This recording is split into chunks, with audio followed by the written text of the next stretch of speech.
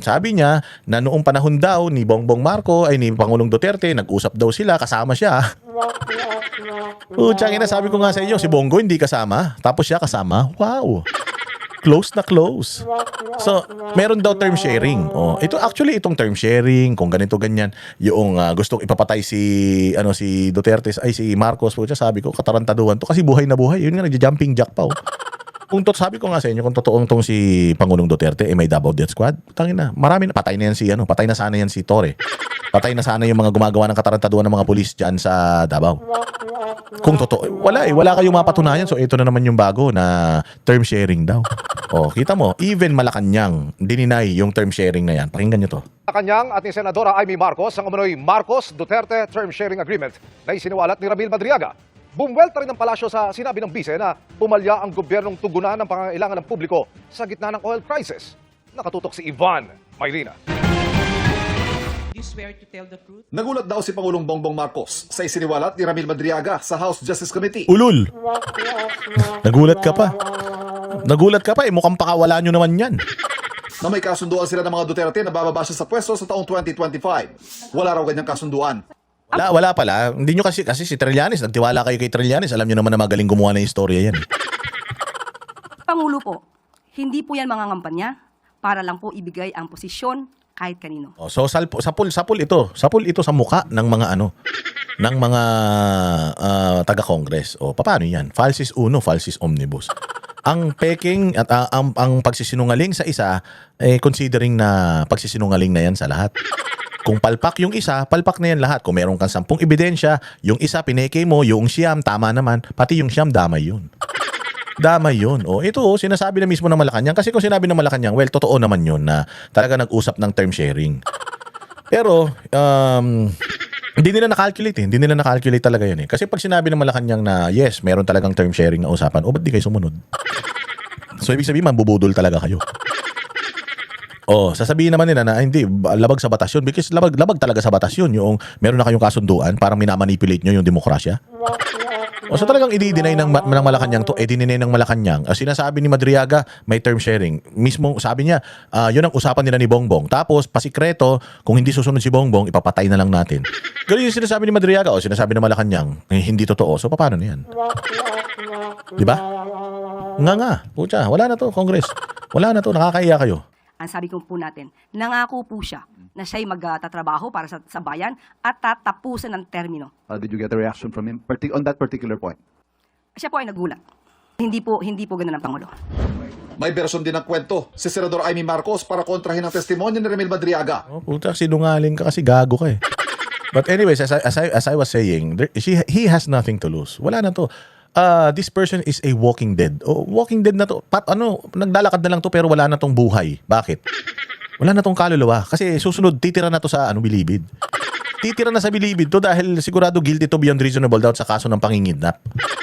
At doon na niya, spend niya na yung buong buhay niya hanggang sa tumanda siya, hanggang sa hindi na siya makalakad doon sa bilibid. Ang yun, huling hininga niya, sinisinghot niya, hangin na ng kulungan. Kaya ito, wala na tong pakialam. Madagdagan yung kaso ko, wala na pakialam. Kaya nga di ba dyan sa bilibid, takot yung mga tao dyan. Kasi nga lalo na kung ikaw, ang kaso mo habang buhay na pagkabilanggo without parole, takot sila sa'yo. Bakit? Kasi pag pumatay ng preso yan sa loob, baliwala, mababartuli na lang yan. Pero, madadagdagan lang yung kaso niya. Ilang taon lang ba itatagal ng buhay ng tao? So, idadagdag ka lang ng idadagdag niyan sa mga kasalanan niya. Pero, pucha, ano ka na dyan? Walking dead ka na dyan. Buhay ka lang, pero para ka nang nasa impyerno. Nag-OJT ka na. Nag-i-internship ka na. Dahil habang buhay, nandoon ka na sa kulungan, doon ka na lang umiikot-ikot. Tapos, araw-araw natatakot ka na baka may mapraning dyan, patayin ka. Ganun na to. This person has nothing to lose. Umaasa na lang itong tao na ito na mapay-presidential pardon siya. The problem is, hindi ka mapay-presidential pardon, sir. Bakit? Kasi, kung madesisyonan, yung kaso mo ng kidnapping, panahon ni Inday Sara, patay ka. Patay ka. Oo, sigurado kung mabubulo ka na sa kulungan, hindi ka na pwedeng mapi-presidential pardon dahil wala ka ng silbi. Mayo taong 2021 pa lang nag-uusap na silang tatlo. At talaga Yan, tatlo sila. Wala namang Madriaga nandiyan dyan. Wala rin namang Pangulong Duterte nandiyan dyan. ay tinutulak daw nilang si VP Sara ang tumakbo bilang presidente. Gate niya, wala na pag-usapang term sharing sa pagitan ni Pangulong Bongbong Marcos at VP Sara noong panahon ng kampanya. He will file October 6 as instructed. Pero sana somebody will file as his VP Kasi nakakatawa naman, walang katandem. Yun ang pinapaliwanag ko kay VP Sara Mayora noon. Still hoping you will run and he will slide down to VP ASAP. Ewan, ganon. Ngayon, ang sagot naman ni VP, tulad ng sinabi niya sa media, naku, ang usapan namin ni PRRD, VP na siya sa PDP, ako, mayor na. November 12, ang liwanag naman ng statement ng aking kapatid. No to possible... Oy, medyo ano yun ha? Nakakagulat yun ha? Na VP si Pangulong Duterte ng PDP ha? Parang kala ko ba si Bongo? Medyo bago sa pandinig ko yun ha? term sharing. Kaya tumigil ang mga nagchichismis ng kalokohan. Bakit magti-term sharing? Pinipilit nga namin na yung buong term, ang pagiging Pangulo, para kay Inday. Makikihati pa siya. Saan naman kalokohan ng galing yon? Wala raw alam si dating Pangulo Rodrigo Duterte sa usaping ito, lalo't may sariling kandidatong PDP laban. Ito si Pangulong Duterte, matalinong tao to. Hindi to kukuha ng kriminal para gumawa ng krimen niya. Oo, maniwala kayo. And kung kukuha ng kriminal yan, definitely hindi yan kukuha ng nahihimatay kapag hinuhuli.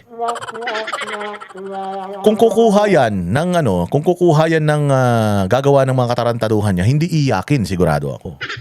Oh, sabi ko sa inyo, parang si Matubato lang yan. Ako, kami ay membro ng DDS. Kami ang pumapatay sa lahat ng mga kalaban ng mga Duterte. Dinudukot namin yan, tapos pinapatay namin lahat yan. O nung tinanong siya, so ilan na napatay nyo? Sabi sa kanya, wala pa. Wala. Opo, wala pa sir, wala pa.